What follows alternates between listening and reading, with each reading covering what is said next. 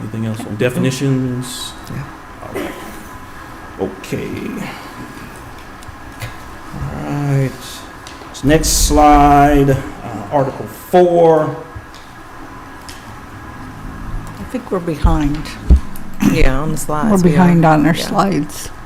There we Okay. go. So Article 4 is devoted to measurement of all things. So updates would include things like fractions. So we all remember school. If it's 5 or greater, you round up. If it's 4 or lower, you round down. So we've included a section that spells that out. Floor area ratio, density, lot coverage, setbacks, and a host of other things are contained in Article 4. But essentially it does is provide clarity to applicants, property owners, developers, anyone who needs to use the code. It gives definitions for those terms, and it explains how we use those terms. And if you could advance the slide, we also included some drawings, some illustrations to it. So this one here is for the lots. So it tells the difference between double frontage lots, corner lots, a standard lot, flag lot. So the illustrations that go along with these terms for ease of administration. One more, advance it one more, there we go. That one didn't come out too good. But that one is for lot coverage. And so what you'll see in the actual document, it highlights where the lot coverage is in comparison to the boundaries of the lot. And so that's one of the requirements that we review when we go through site plan reviews. Does that lot coverage have something to do with impervious surfaces? Yes, ma'am. They're directly connected. Okay. Yes. So for every project, we do review for lot coverage for impervious impacts. Yeah. Advancing one more, please. There we go. So we have this new illustration, and so this one is for setbacks and frontages. And so it shows, if you see the bottom left, you'll see the building frontage, lot frontage shows what that is. It shows the front setback, side setbacks, rear setbacks, how we determine what those are, how you would measure those, shown with this illustration. So there are a number of illustrations that we've had added to the code to help with the regulations and help folks understand how we do things. Next slide, please. So that's Article 4 in a nutshell. The remainder, Articles 10, 13, 14, 16, Article 10 includes development standards, things for dumpsters, right-of-way drainage, outdoor lighting is a section that we updated. Article 13 is all about streets and right-of-way improvements through our transportation department. Article 14 is devoted to environmental regulations, floodplain, stream buffers, stormwater, all of that fun civil engineering stuff. And then portions of Article 16 related to land development, utilities, and performance bonds are also recommended for adoption. Can you talk about Article 14 a little bit more?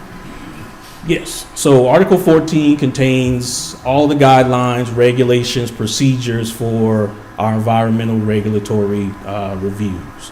So that includes our floodplain reviews for those sensitive areas subject to stream buffers where there are state waters or creeks or streams go through there.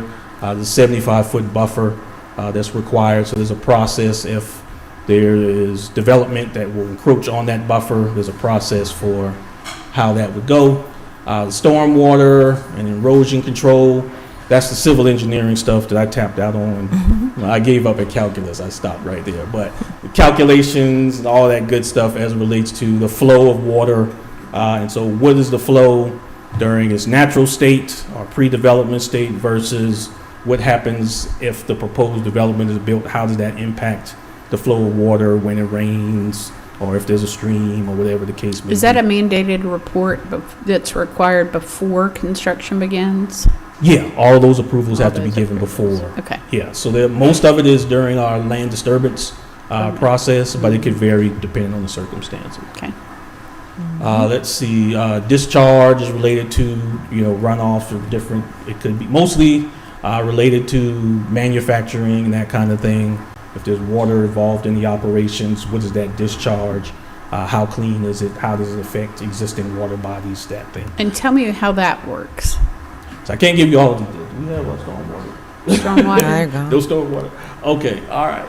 And so essentially, that's what they're looking at. They're looking at, okay, what is the condition of bodies of water, streams, lakes, rivers, what have you, before this activity occurs, what happens after the activity occurs, and how it impacts those bodies of water. Right. And so there are calculations, there are all kinds of methodology as to how they measure that. Okay. So that's a part of our land disturbance review Right. process as well. Okay. Let's see.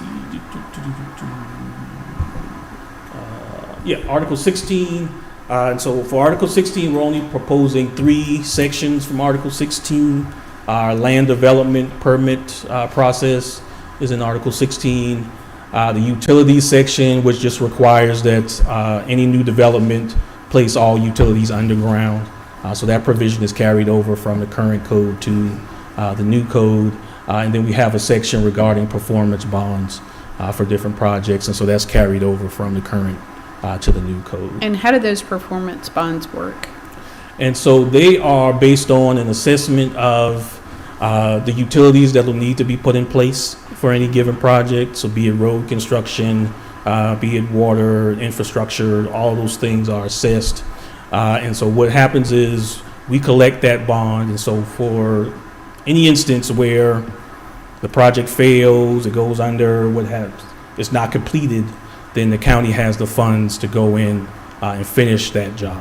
And what's the time frame that's required for the It performance usually bond? extends a few years post the completion of the project. Okay. Yeah. Or is it from when they start the project? So we collect it before they start the Okay. project. Yeah, But if they funds. didn't finish it, then you could call the bond. Exactly. Okay. Yes, ma'am. Okay. Right. And we also do that for our roads as well. Correct. Yeah. Yes. Okay. Yes. And so if everything works out, everything's done, meet all the specs, we do an inspection, all the regulatory entities perform their inspection, everything's good, then at some point we release those bonds back to the developer. And when do we release the road bonds? Director Kelly, I need some assistance with that.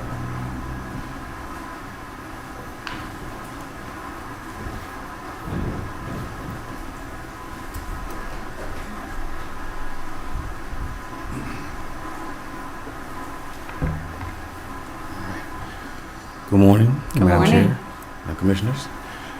So Article 13, questions about the road bonds. Right. What's the length of the road bonds required? So those are usually done per mile, but we're looking for the condition before and after and making sure that we have the ability to maintain the road after. There is some question about implementation of those paving layers, whether those are done with the contractor versus us, and that is case-by-case basis. Typically, we would prefer for the contractor to include that in their build-out.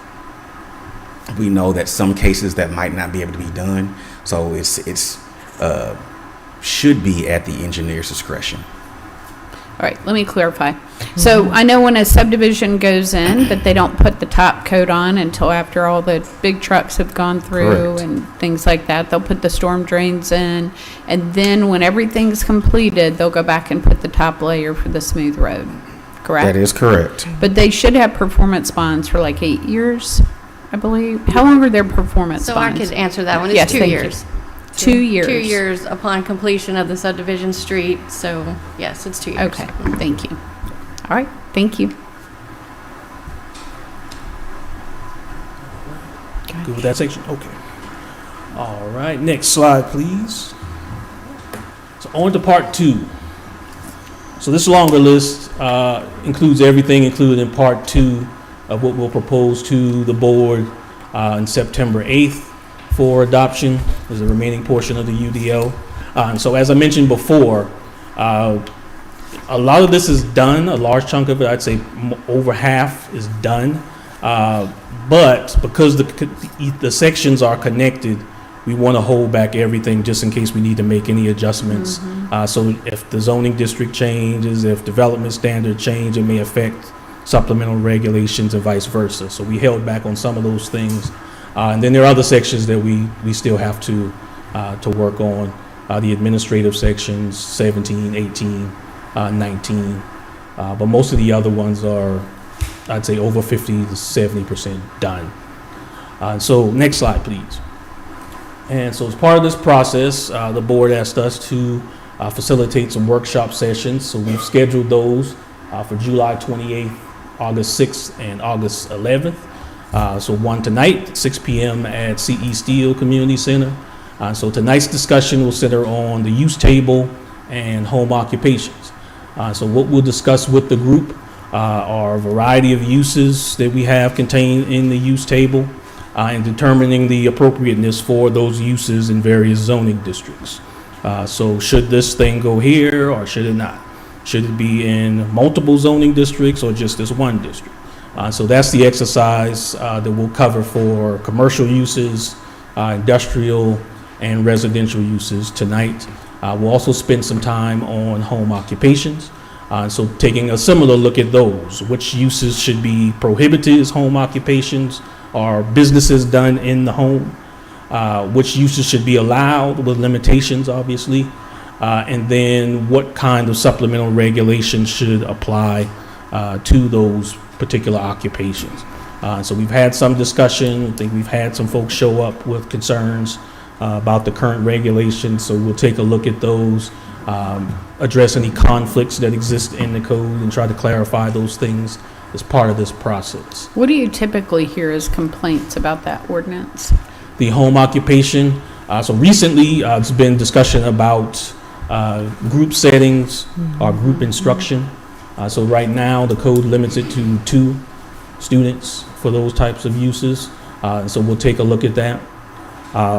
Obviously the home has to maintain residential character.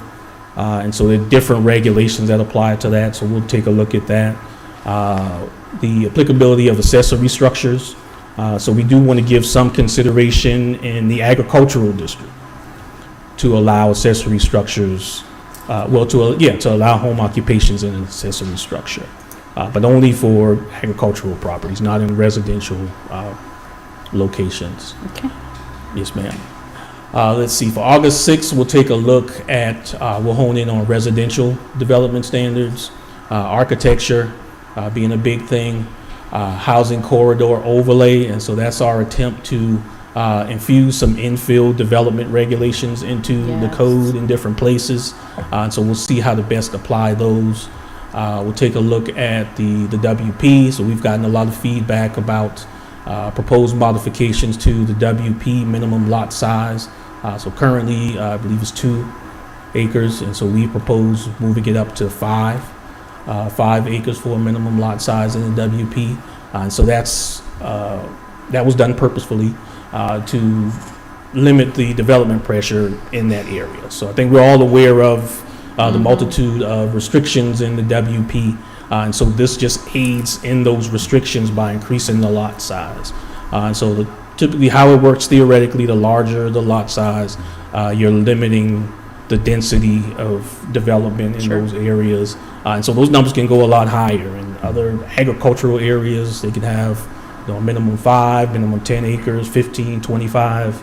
It just depends on what the goal is. But we've been very clear about the goal is to limit development activity in the WP, and so we feel the 5 acre minimum does that. But we can have discussions about it and see where we turn. Okay. So that'll be on the August 6th agenda, all residential for that one. And then on August 11th, we will look at our administrative provisions and procedures. So everything from how the Planning Commission process works, how we intake the applications and we go through for reviews. Now some things are regulatory that we have to do, but the things that are discretionary, we'll take a look at those aspects of the process. One thing that we have proposed is adding a pre-application, well, not a pre-application, I'm sorry, a pre-application community meeting to our rezoning and special use permit applications.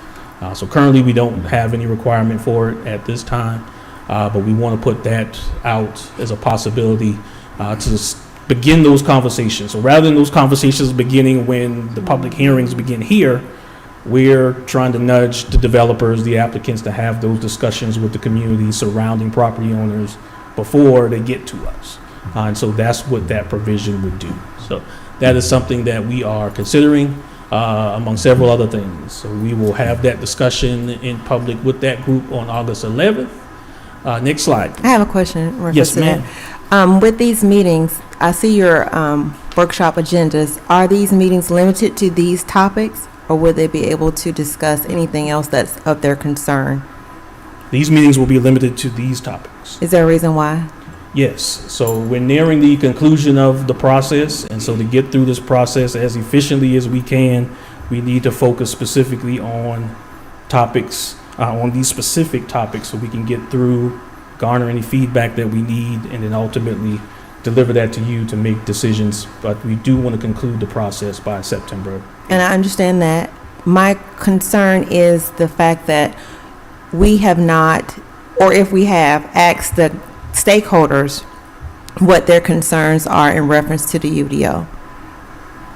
Have we even asked them or polled them or got their opinion in reference to, why would you want to be on this stakeholder committee? What concerns you about our UDO? Has that been done? So I believe, to my understanding, some of that was done when the process began in March of 2025. And so there was a Okay. Well, this is stakeholder a group new, that because was- I know we're appointing new Right, yes, so people this now, new so group this has is, a different mission. okay, And so that original group included the things that you mentioned. okay. This particular group, we're at this point in time, and we're trying to get to the finish line. So their sole mission is to assist us with getting to the finish line and wrapping up these outstanding issues that we have with the code. So with the collaborative firm, when they were here, that was part of their contract with us, was to do those stakeholder questionnaires, feedback. We had community opportunities, a variety of them, for people to come and share what their thoughts were.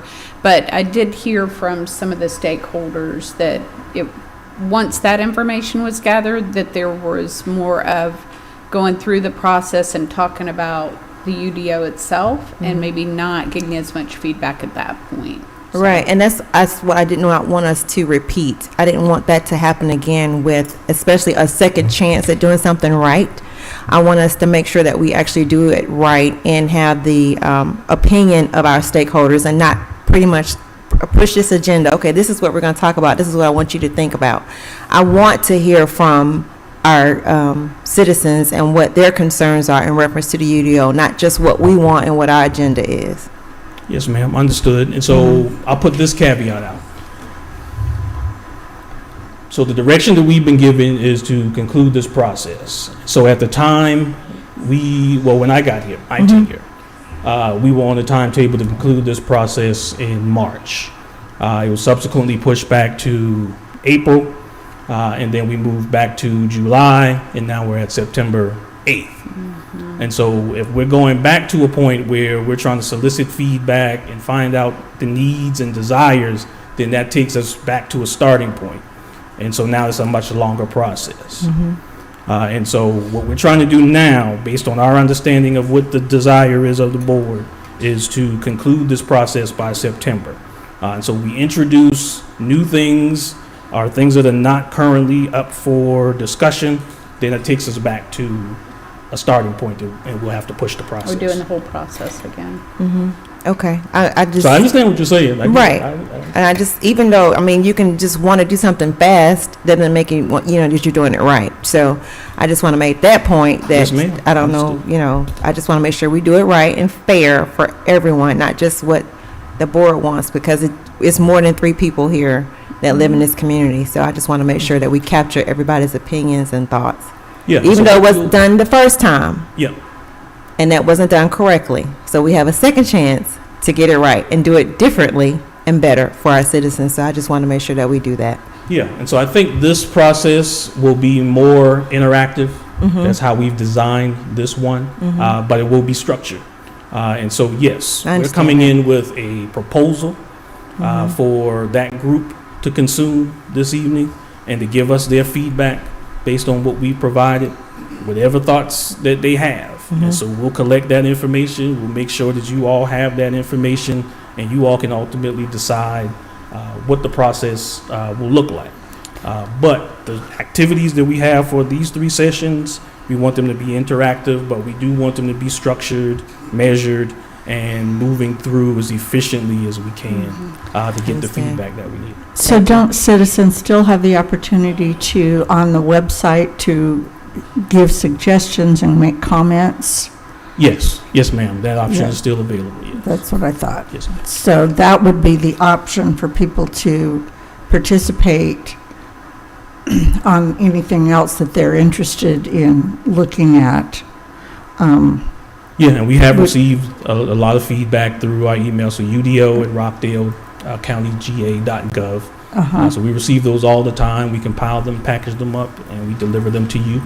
So we continue to collect that feedback. Folks are more than welcome to send us feedback via email. Yeah, and I think citizens need to understand that has been an ongoing process since we started this, and it's still ongoing. People still have an opportunity to Be a part of it. comment, make suggestions, ask questions, whatever it is that they need. Right, and I think this is one thing to clarify. So this is a project that's on a timetable, it's on a process, and so our consultant's tenure ended in April. And so now the staff has taken on this burden of finishing the project. But we also have a lot of other things that we have to do as well. And so the project has to end by September 8th. Well, The and discussions can continue. We can always revisit these things at any time the board desires to make tweaks to the code, to revise, make amendments. That process doesn't end. But the project, we do need to wrap up the project. well, and I think by the time we finish, it will have been a year and a half. Yeah. And no development has been approved since that time. And I think we're losing out on developers wanting to come back in and create more housing, which we know we have a shortage of. And they want to make money, and people want to buy homes and rent homes. So I like your idea that, this isn't the final thing forever. Once it's approved, it still is subject to revising, tweaking, redoing. Yes, ma'am. As technology changes, as development changes, as the laws change, then we adjust the codes. One of the things that we also wanted to put forth for that administration procedural section is probably codifying the process by which we make updates to the code. And so maybe we make that an annual thing. And so once the legislature is done in the spring, we come through with a batch of amendments every spring, summer, and just set our cadence to doing that on a regular basis. And so, yeah, so this is not the end of the road. We just have to end the project. That's all. Yeah. That's it. And for me, it is time sensitive because we've invested a lot of staff time in this project, and it's created a lot of challenges, I know, for your department. But there are things that I think are the time sensitive piece is, for instance, like the noise ordinance. So if somebody next door to you has music playing loud, we can write citations, but expediently getting that handled, it's a challenge the way our ordinance is written right now.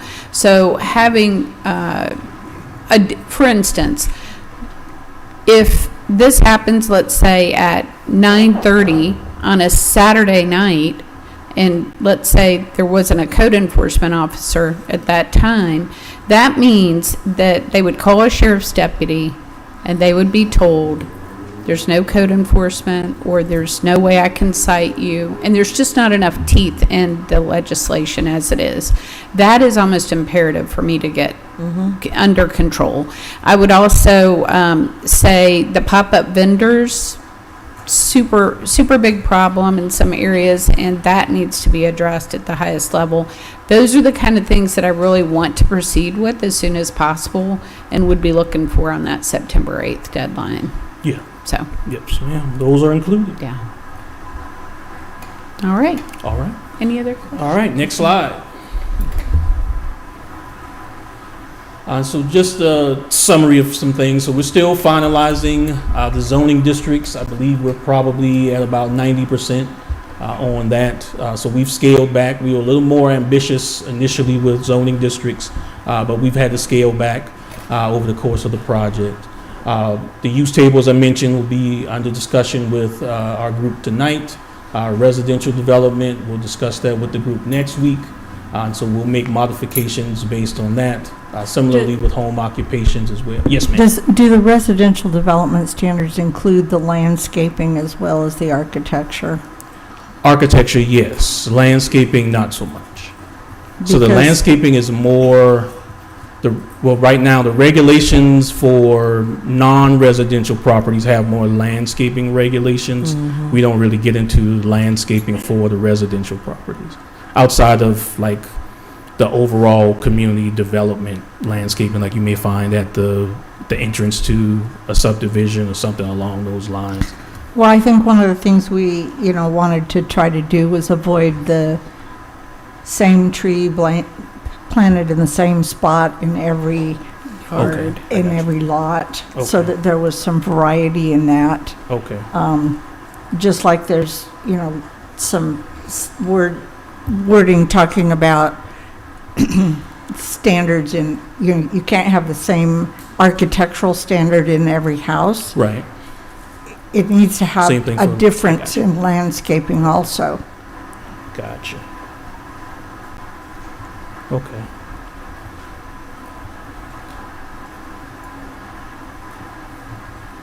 I can't tell you what we have off the top of my head, but we'll take a look at that and we'll see what we Okay. can do with that. Because I know that I worked a couple years ago with a couple of developers to do that, make Mhm. sure it was all different. But if it's just part of the code, then they know they have to do that. Yes, understood. Gotcha. Let's see. So yeah, we'll finalize drafting. QA, QC obviously will be a part of that process. Then we'll submit the document for legal review over these next few weeks. Next slide. So here's the timeline.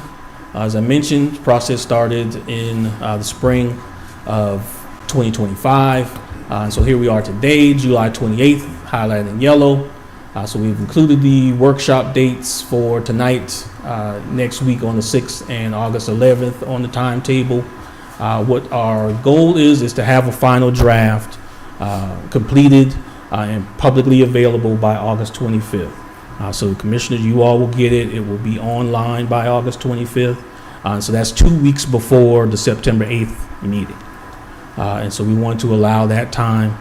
So if there are any last minute changes, we'll have time to make those adjustments, have those conversations. So what we have asked, though, we would ask for today, if you all elect to vote today, and for the second batch in September, is to make the effective date for the code October 1st. And so what we had built in before was some time for the staff to make adjustments. So we have to update the zoning maps. We have to update our systems with the new districts and with new code sections and those things. And so that all takes some time. We have to train staff on the new codes, where to find things now, that type of thing. And that's for all 4 departments. And I'm sure there'll be some other surprises along the way in that process. And so that gives us about 3 weeks from the 8th to do all those things. And we're moving. And so we'll do all that and have fun in September. And so, yes, by October 1st, we should be ready for business. Okay. And so we would respectfully make that request to the board. Yes, ma'am. And let me ask you this. So along the way, at our next board meeting, if the committee comes back, works through this, and makes suggestions for that date, we could go ahead and approve those new updates, correct? At the next board Meeting, at our next board meeting. At the That would be 14th? August 11th, August 11th. so.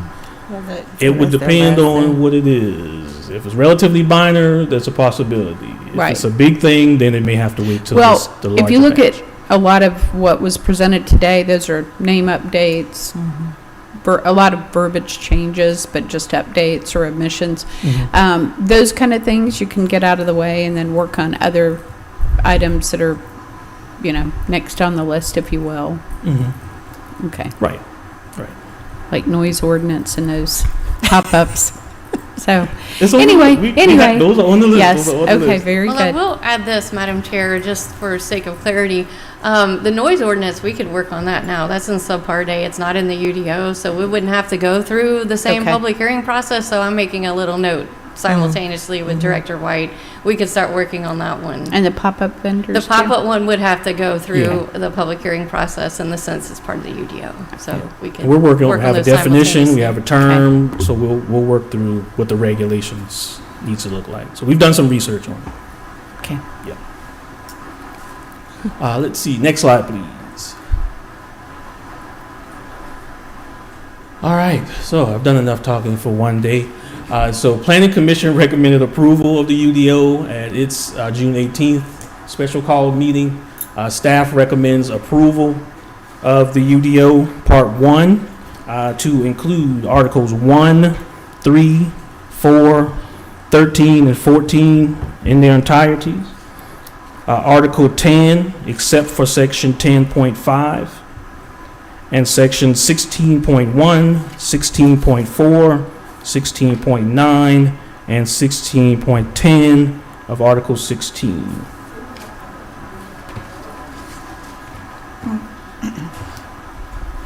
Next slide. I think that's the last one. Yeah, okay. Good. Any other questions? I don't have any. Okay. Very good.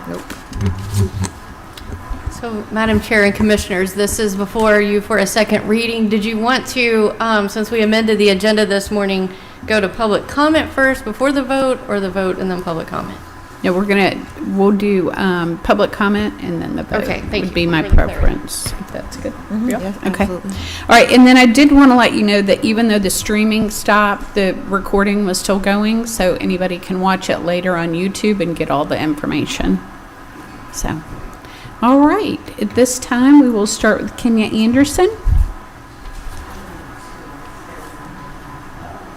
I numbered them. Oh, that's not normally how we do it, but okay. All right, so Sarah, I'll let you go.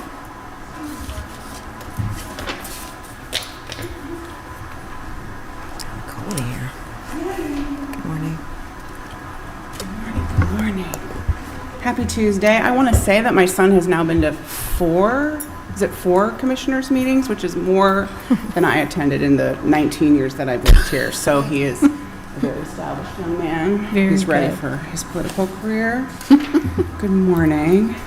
Good morning. Okay. So, hello.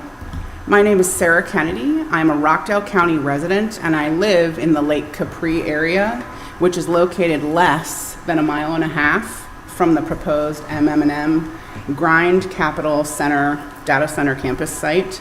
Out of an abundance of caution, I am here to publicly make my constitutional objections. I am publicly making my due process, equal protection rights violation objections known, publicly and on camera.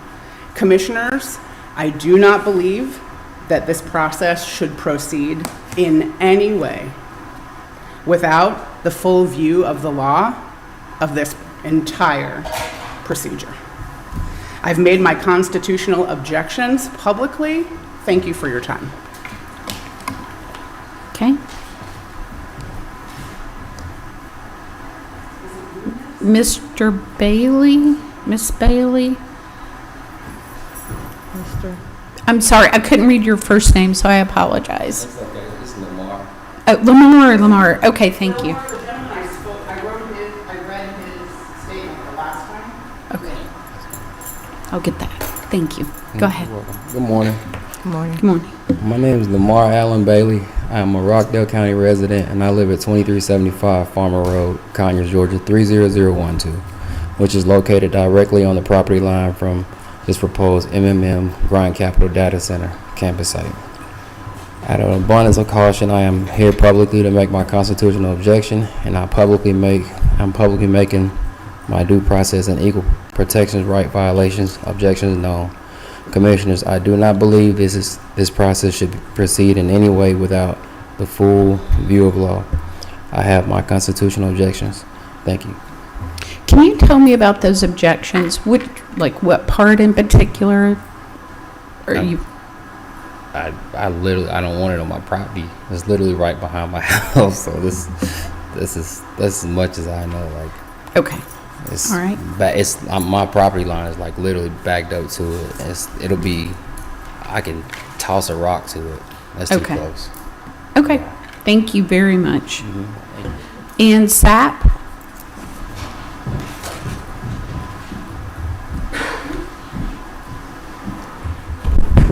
Good morning. Good morning. Hello, my name is Ann Sapp. I'm a Rockdale resident. I live at 2757 Westminster Lane, Conyers, Georgia, which is located approximately 2 miles from the proposed MMM Grind Capital Data Center campus site.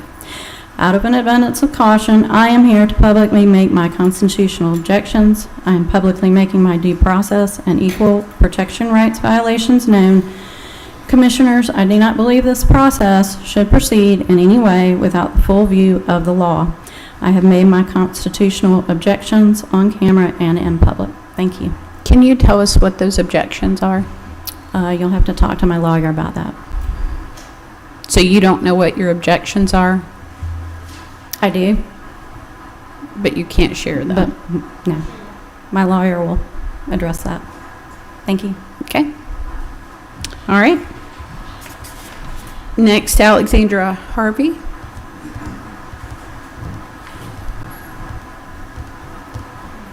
Good morning, ladies. Morning. Thank you for the opportunity to speak. Good morning.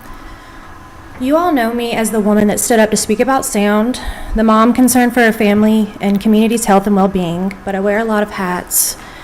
I am many things, and first and foremost, I'm a child of God. Even when my words fail and my voice trembles, God speaks through me. With great power comes great responsibility. I ask you now, why did you get into this position? Was it random? Did it fall in your lap? Or did you want to make a difference in your community? I've been made aware that you've appointed a UDO stakeholder committee. I've been told it was not required of you. It was allegedly to do us a favor. So thank you for that. Upon reviewing the members of this committee, it seems to be largely disproportionate in what the community's wishes have been so far when we've publicly spoken to you. We only have 2 women on the committee, from what I've seen, that are opposed to the data centers in this area. In many cases, the majority that gets to speak is the majority with the voice controls the narrative. Our legislation requires guardrails. We need to start over as many times as necessary to protect our community. We're not a burden, we're a living, breathing community. Esther 4:14 says, if you persist in staying silent at a time like this, help and deliverance will arrive from someplace else, but you and your family will be wiped out. Who knows? Maybe you were made for such a time as this. I've taken the time to look upon all 3 of you. When I look at you, I see humanity, I see faith, I see 3 women who may have been made for such a time as this. You have to ultimately make the right decision. I challenge you to all to rise to the occasion, walk by faith, put on the armor of God, because what we do in this life echoes into eternity. Ephesians calls us to make the most of our time here. James said it was a sin to know the good and not do it. When words fail, God speaks. You have heard our cries. You've been made aware of our objections. We've reviewed the statistics. Your community's livelihoods and lives are at stake. So when you get the opportunity to make decisions that will affect everyone around you, please allow God to speak through you too.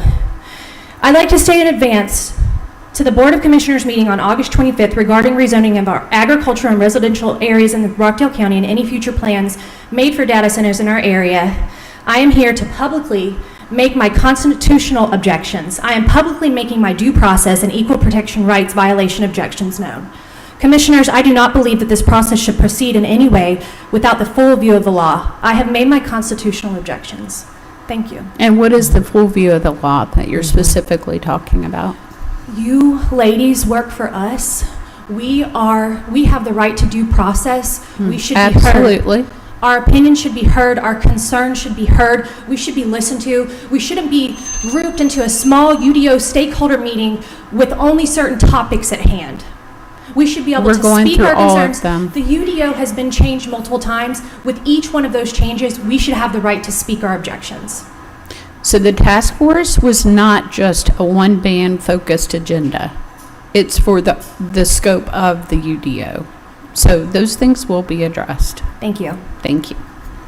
Okay. Kenya Anderson, sorry.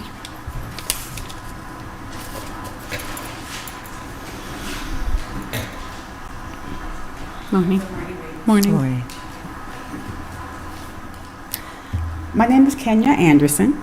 I am a Rockdale County resident, and I live at 2605 Farmer Road, Northwest, which is 1 foot away from the proposed MMM Grind Capital Data Center campus site. So basically, when you walk to the end of my property, which is about 8.77 acres, cross over the creek, which is on my property, and then go up to a fence where my neighbor is, right there to the left is the other part of the land that is on my border. Out of an abundance of caution, I am here to publicly make my constitutional objections. I am publicly making my due process and equal protection rights violation objections known. Commissioners, I do not believe that this process should proceed in any way without the full view of the law. I have made my constitutional objections. Thank you. I do want to add, I am willing to give one of the protections that I'm looking for is protection for clean water, protection for clean air, protections for lack of noise disturbance that will affect my health. And there's so many other things. I don't want to take up a lot of time, but I will let the attorney say the rest.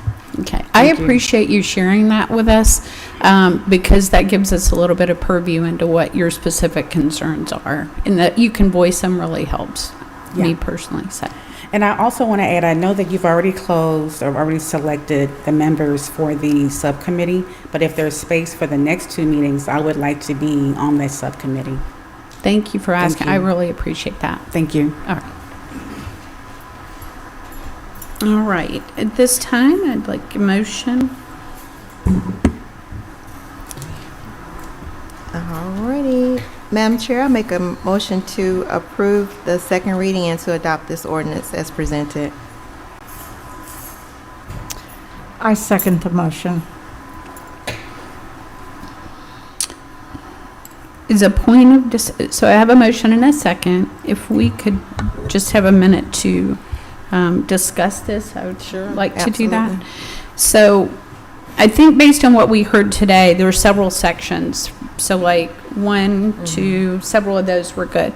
There were a couple of smaller nuances that I think could relate to some of the things that we want focus on from the community. So I might propose, and let me see if I can, hold on, let me see if I can give you some specifics that we want to make sure of. Let me get to that. So even things like land disturbance permits would be one example. And would that be an example of what you would want to approve or what I'd like to just let the wait on? committee meet to look at some of those nuances that I don't want to Take slip those out. through. Yeah. So Can you talk about the nuances that you're concerned about? right. So if they could be related to any of the data centers, if they could be related to the land disturbance permits for other projects that would be tied in. I just don't want to approve it and then have to go back, but maybe the Madam Clerk. Defer it? Yeah, I would just recommend deferring it so that the committee can maybe look at that, approve that, and then at the next meeting, we could just move forward So with Madam those Chair and items. Commissioners, that would be my recommendation because I don't want to speak on, over Director White, but we work so closely, I feel comfortable doing this. I feel like if you pull out provisions of this ordinance that's in front of you, that you may be affecting another part, Right. specifically That's the right. definitions, and we might miss something. Correct. So if we could, maybe we could restate the motion Okay. and have it for deferral for the next board meeting. It would give time for the committee to take up some of these issues, and then we could list out if it's just LDPs, land disturbance permits, sorry, or anything else you would like them to look at. Okay. Ma'am? Go ahead. I was just going to say, and although all of this, so many pieces of this look great, I just don't want Right. those one or two little things to get us Yep. hung up and have to start all over again. So I think a Well, and that's deferral would right. be And helpful. since the request for the effective date to be October 1st, I wouldn't see any harm in deferring it. It wouldn't be codified, right away anyway. Okay. So I think what we would need to do is to restate the motion and do that again for a deferral. So I'll have a call for the vote of the first motion, and then we'll restate. No, I would not vote on that. Okay, all right. I would say that we would take up the item again for second read. Okay. And there would be a motion and a second to defer to the next Board of Commissioners meeting. And then we can, is it just the land disturbance permit that you want to? No, there may be That's other all. things that I'd just like them, the committee, I mean, to me, that was the purpose of putting the committee together. Yeah. Is for them to have the chance to look at these things. Since we talked about this today, maybe that's one aspect of what they can do is, there's nothing that we see problematic, this can move forward, that kind of thing, so. Agreed. So then I'd like to make a motion that we defer the ordinance until the next regularly scheduled BOC meeting. I'll second that motion. Okay, good. Any questions? I do have a comment. This is exactly what I was trying to do, but we were on a time frame. We had to get finished. Now everybody's okay with stopping and No, pausing and going back. Well, and I That's appreciate. exactly what I wanted to do. Wait. No. So I heard you. So I did hear you. And so for me, this is kind of like a work session / voting session where I never mind people saying no. We can wait. So I just don't want to pause the whole thing because I there wasn't are saying that, real yeah. things that need to happen. We cannot. I feel the continue same to- way. Okay. Yeah. Well, I'm on the same page with we're you. all on the But I same just want to board. make Yes. it known that this is what I wanted to do. Well, thank you. But everybody wanted to push it on because we got a Yes. deadline. But anyway. So let me say this. It is nice to have one piece out of the way, Yeah. but because I saw a couple of things that I'm like, I just don't know if it could be connected to the others. I think this is Understood. going to be the quickest way for us to be able to assess these things, give the committee time to look at them, and then come back and we won't have to restart part of it. So Okay. I think it will achieve the goals for all three of us. Okay. Awesome. Question for Brandon. Now, this is not on the agenda. Is that okay? That this is added to their agenda? Because I know you're, specific on the agenda So for those the next days. board meeting is August 11th? August 11th. For the stakeholders, what I'm talking The about. stakeholders committee. Okay, and so a couple of ways we can approach it. So we have the scheduled meeting on August 11th, actually, that evening. That's devoted to administrative procedural things, if that's what the concern is. So is that related what this to would fall LDP. under that? Is then? that the concern? But that'll be your third meeting. That'll be No, the third meeting. Yeah, Third that's the meeting. last one. If there's something But our technical, BOC is in the morning, isn't it? yeah, Yeah. And theirs is in the exactly. afternoon. So we'd have to have it before then. Okay, so we can modify, let's see, this. Maybe it can just be a point of introduction tonight for. Yeah, the we can start it second tonight, meeting. and then we can revisit it on the 6th. So that'll be the Thursday before your next meeting. Okay, And they can Okay. talk about it that night. yeah, Just send me the specifics, I guess, of what the concerns are, and okay. then we'll I'll make send sure those to you. it's on there. Okay. Okay. Thank you. You asked for a vote now. Yes. Yes. So I have a motion and a second. All in favor, say aye. Aye. The motion carries. Okay, so just to be clear, we have deferred this ordinance to the next board meeting. Correct. So to make sure I say that, okay. Right. Okay, we are on to new business now. Item 359 is with Gwinnett Technical College for the Emergency Management Agency. It's a memorandum of agreement regarding Animal Services Division and Veterinary Technology Division to provide dogs and cats to participate as patients for the vet tech students. This is at no cost to the county. It's 1 year with option to continue 1-year terms for additional 2 years. Would you like me to keep Yes, going? please. Okay, thank you. Item 360 is with Crown Castle for Emergency Management Agency for the tower modification. This is change order 23 to contract 2007-46. It's for AT&T plans to swap the equipment on the tower located at 2259 Smyrna Road to minimize the amount of towers in the area. This is at no cost. Can, Director Webb, can you address this? This looks like a really great opportunity because fewer towers are always good, in my opinion. Good morning. So Crown Castle actually does sublease that from the county, and we get a payment of $1,200 and something every month. So what they do, they subcontract it out to other, usually cellular, AT&Ts, Verizons, things like that. So what they're trying to do is take some of the equipment off of that tower to combine it into one. If you ever notice a tower has stuff all over it, Yeah. and so they're just trying to combine that into smaller amounts of equipment on those towers. Okay. And so it could improve phone service in that area? Fingers crossed, yes, Oh, my ma'am. gosh. I might actually be able to have a full conversation in Right. my house. This is Asking for a miraculous. friend. That is our hope. That would be great. All Okay. right. Item 361 is with the Criminal Justice Coordinating Council for Superior Court 1. This is a grant for Adult Drug and Veterans Treatment Court. The amount is $409,931.22 with a match of $72,341 for a total of $482,272.22. The term is July 1st, 2026 through June 30th, 2027. This is grant funded and is a budgeted item and is submitted for ratification. Item 362 is with Eaton Corporation through the Water Resources Department for High Service Pump Number 3 drive repair. The amount is $22,601. It's net 30 days through the Water Enterprise Fund and is a budgeted item. Item 363 is with Helix Grading and Utility LLC through the Water Resources Department for the construction of the Honey Creek and Scott Creek pump stations and force mains. The amount is $7,913,597 plus a 10% contingency, making it the contingency is $791,360 for a total of $8,704,957. This is for its 730 calendar days from the notice to proceed unless terminated. This is through the Water Enterprise Fund and is a budgeted item.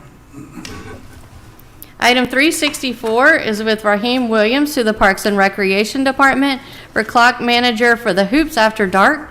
Is $15 per hour and an amount not to exceed $3,000.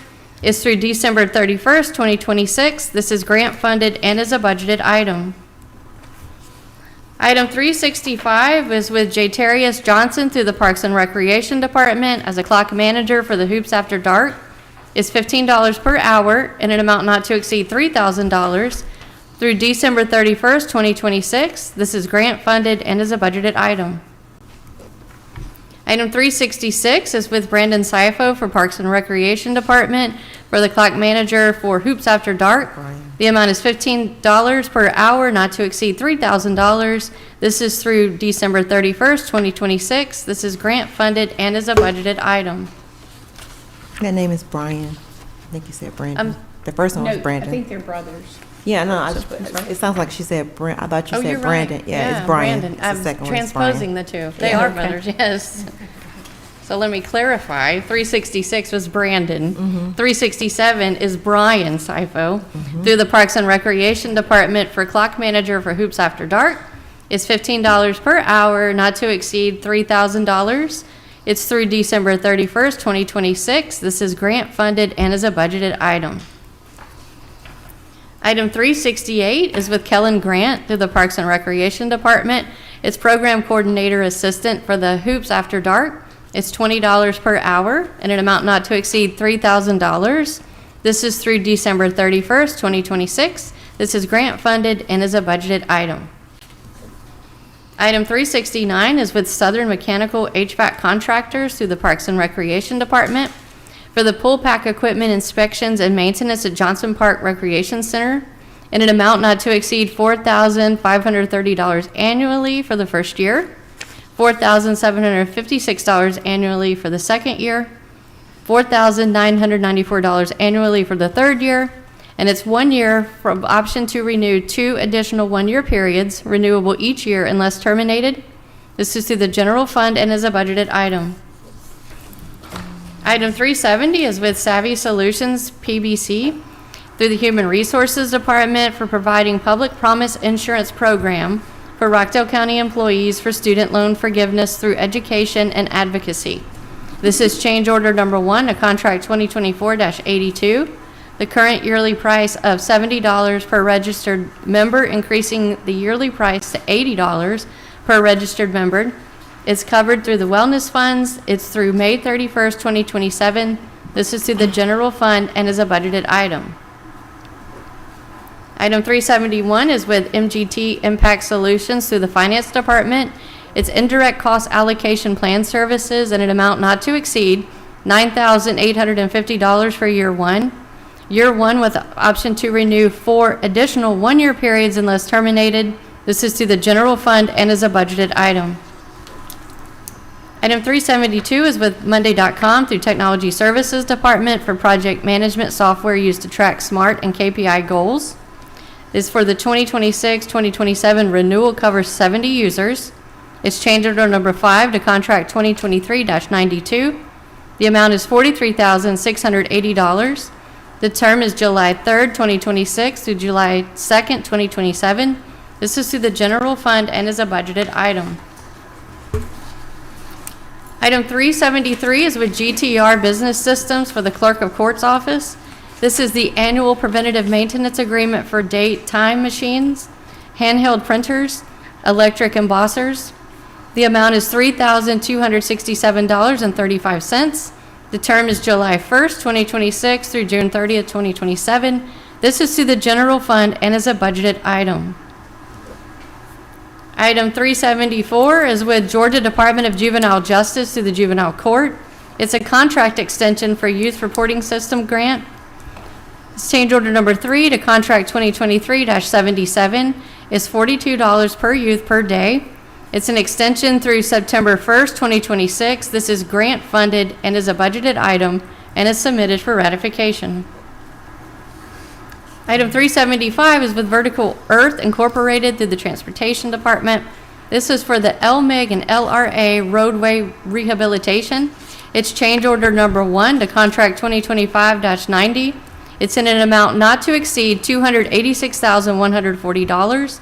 It's adding 8.6 miles of road resurfacing services and to extend the term by 45 days through July 3rd, 2026. This is through the LMIG and SPLOST Fund and is a budgeted item. Item 367 is a requisition through Emergency Management Agency Department for ANS services. This is pursuant to contract 2025-09 for maintenance plan for weather sirens. The amount is $24,281.70. This is for the year 3 payment through the general fund and is a budgeted item. Item 377 is a requisition through the Finance Department for Snap-on Industrial for 5 individual electric vehicle cart organizational maintenance toolkits. The amount is $12,867.34 each for a total of $64,336.70. This is grant funded and is a budgeted item. Item 378 is a requisition through the General Services Department for Mighty Light for new chairs for the dining room at the Senior Center. The amount is $31,564.36. This is through the Capital Improvement Project Fund and is a budgeted item. Item 379 is a requisition through the General Services Department for Aikens Ford Dodge for wrecked vehicle replacement for the Rockdale County Sheriff's Office. It's a 2026 Dodge Durango. The amount is $45,250.10. The county has received the check from the insurance company in the amount of $36,618.70 to be applied toward this replacement vehicle. This is through the Capital Improvement Project Fund and is a budgeted item. Item 380 is a requisition through the Water Resources Department for Pro Fence at the Tatum Road Facility site improvements. The amount is $15,575. This is through the Water Enterprise Fund and is a budgeted item. Item 381 is an expenditure request for MCCI pursuant to contract 2022-130 through the Technology Services Department. This is for software for secure scanning document repository and licenses. It's a renewal for 2026-2027. The amount is $21,662.47. This is through the general fund and is a budgeted item. Item 382 is an expenditure request through Quicket Solutions for the Technology Services Department. This is the annual subscription software for code enforcement case management system. The amount is $56,710. This is through the general fund and is a budgeted item. Item 383 is a volunteer appointment for the Public Facilities Authority for Alicia Sanders to be reappointed for a term of September 1st, 2026 through August 31st, 2029. Item 384 is policy 2010-1-8 as amended for the purchasing and procurement policies and procedures for the dollar limitations and quotes for quotes and bids section to increase the threshold amount from $2,500 to $5,000. Item 385 is a resolution of the Rockdale County Board of Commissioners to accept the withdrawal of rezoning case 2026-01 without prejudice and to waive the 12-month prohibition on subsequent amendment applications on this subject site. Item 386 is with Criminal Justice Coordinating Council, Superior Court 2. This is a grant for the Rockdale County Adult Resource Court. The amount is $283,107 with a match of $49,960 for a total of $333,067. The term is July 1st, 2026 through June 30th, 2027. This is grant funded and is a budgeted item and is also submitted for ratification. Item 387 is with the Criminal Justice Coordinating Council through the Juvenile Court. It's a grant for the Rockdale County Juvenile Mental Health Court. The amount is $87,155 with a match of $15,380 for a total of $102,535. The term is June 30th, 2026 through July 1st, 2027. This is grant funded, a budgeted item, and is also submitted for ratification. Item 388 is with the Criminal Justice Coordinating Council through the Juvenile Court. It's a grant for the Rockdale County Juvenile Drug Court. The amount is $123,483 with a match of $21,791 for a total of $145,274. The term is July 1st, 2026 through June 30th, 2027. This is grant funded, a budgeted item, and is submitted for ratification. Item 389 is with the Criminal Justice Coordinating Council through the Juvenile Court. It's a grant for the Rockdale County Family Treatment Court.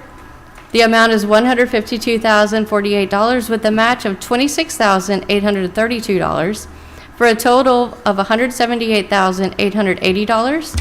The term is July 1st, 2026 through June 30th, 2027. This is grant funded, a budgeted item, and is submitted for ratification.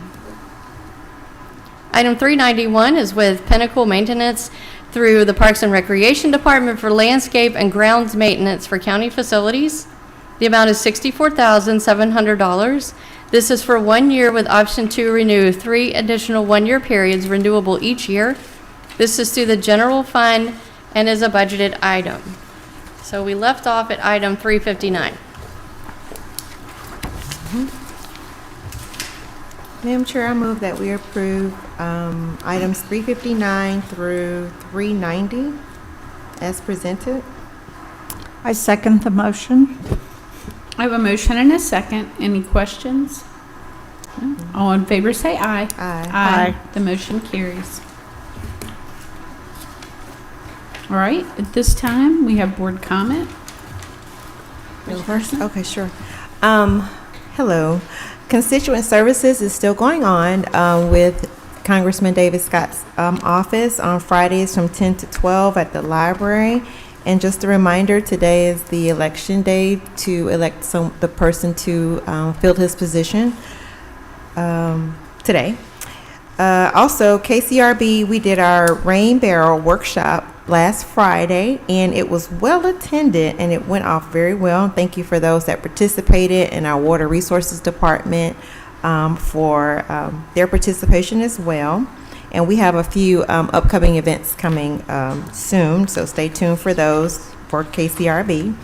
And I want to thank everyone who participated in our One Rock Back to School Bash that was last Saturday. It was well attended, and we had vendors and different people there that were presenting the community with their resources. So we appreciate everyone that participated and gave to make sure that our students have a little bit of something that they need to start our school year. Thank you for that. And those are my comments. Okay, coming up on August 20th is our Nonprofit Appreciation Brunch. This is the 8th annual one, the 9th year, but we skipped a year, that first year during COVID. And I'm excited about it. It's such a great honor to be able to recognize the nonprofits that serve in our community. They do so much work and so much good for our citizens that I'm excited to be able to offer them this opportunity for recognition for the work they do. Last week, I was able to attend the National Association of Counties, NACO, conference in New Orleans. And I just wanted to share one thing that I learned that I thought was so fascinating, was between 15 and 20% of our population is considered to be neurodivergent. That's kind of a new term that's come up in the last 5 or 10 years. But it means that those are people whose brains work differently. It could be autism, but it could be ADHD. It could be a mental health issue. It's a wide a wide variety. But this particular session focused on how we can respond as a county to the needs of our different residents, considering 15 to 20% think differently. So the Miami-Dade County Commissioners created what they're calling the Florida Neuro Inclusion Toolkit. And so they talked about how to implement that toolkit. And I came home with that. I believe, Chair, that you got a copy of that too? Mm-hmm. Okay. As well as it's online. I just thought that was really fascinating and interesting. And I think those are my comments. Okay, thank you very much. Well, I do want to remind people we'll be available today from 1:30 to 3 for at the Board of Commissioners office at 962 Millstead Avenue for open discussion from citizens and business owners in our community. So we welcome you to attend.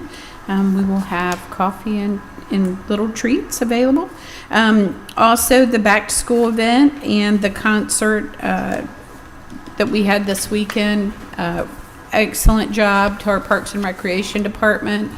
I mean, I'm impressed. You guys were out there a long time in that heat, and so thank you very much to your team. I did want to also mention a shout out to Director Brian Kelly and his team. You had 14 people come in over the weekend from the Community Improvement Team and the Rockdale Department of Transportation to help do grass cutting throughout the community. And although we do have a vendor in place, we're working on tightening up that contract and making sure that we can meet the goals and expectations of our community members. So thank you very much. Please send my regards to both Parks and Rec and to the teams that helped.